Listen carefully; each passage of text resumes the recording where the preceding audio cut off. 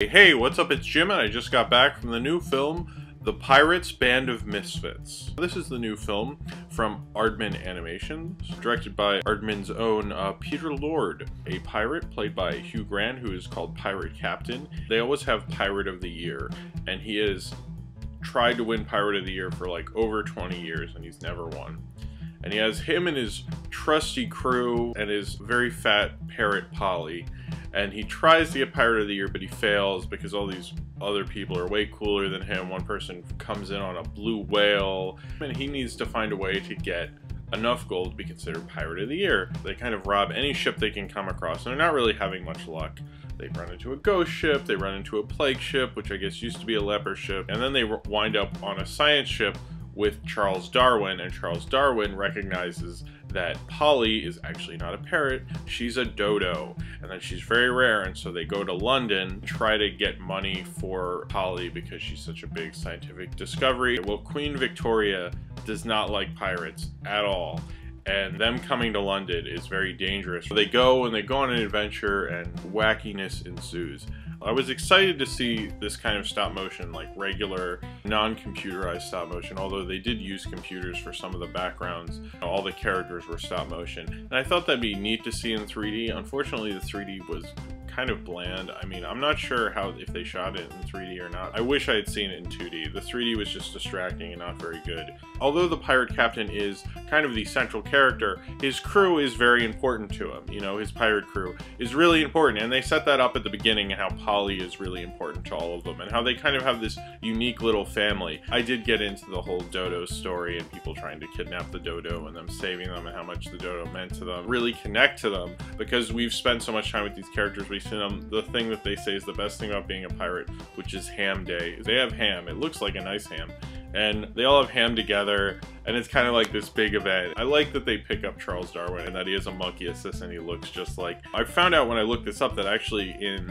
England it's called Pirates in an Adventure with Scientists, which I think is a cooler title. A couple of the voices are recast for the American version, which I don't understand. Like, Harry had a complete different voice cast for the UK, and this had a couple of characters were different in the US than they were in the UK, and I didn't really understand like why that is, because I kind of would have preferred they all just were English instead of like the few people they cast instead, which it's just a little bizarre. Maybe that's, you know, like saying like I prefer the Philosopher's Stone over the Sorcerer's Stone, but I kind of like Pirates in Adventure with Scientists over Pirates Band of Misfits, because even though they are Band of Misfits, it is kind of an adventure with scientists, and that sounds kind of matches the kind of the film's funny tone. But it is a very silly kids movie. I often have a problem with kid shows and movies because they just overload things with jokes. They have no set of patience. They don't really give you a second to breathe ever. It's just constant jokes. Like it feels like the filmmakers are very insecure. Like if they don't have a joke every like 5 seconds, that people will get bored and like walk out of the theater or something. And I really dislike that. But maybe it's because a lot of the jokes I didn't necessarily like, and maybe if I liked them it wouldn't be as much of a problem, but it did felt like they were just overdoing it. A big problem I have with this film is, and when I was watching the trailers before this film, there's obviously there are kid film trailers, it felt like I was like listening to Top 40 radio while I was watching all these trailers. I thought that was kind of sad because I just feel like it just makes them feel kind of cheap. And I didn't even like the trailer really for this. I didn't like the Quiet Riot song in there. And then this song is like London Calling and a bunch of other pop songs. I wish they weren't in there. I wish this film had a real score to it. I mean, the Wallace and Gromit theme, I remember that. Like, I still remember that. It's like...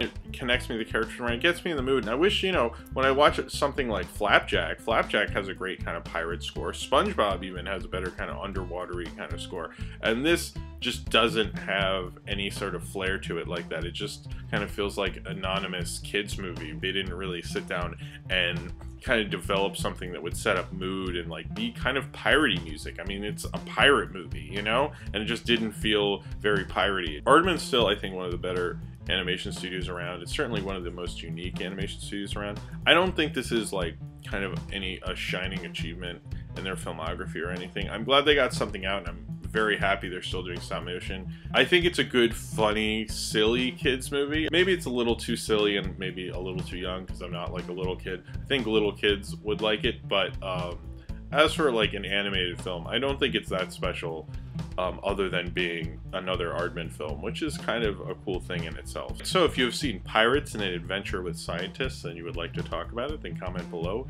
in the comments, and subscribe if you would like to.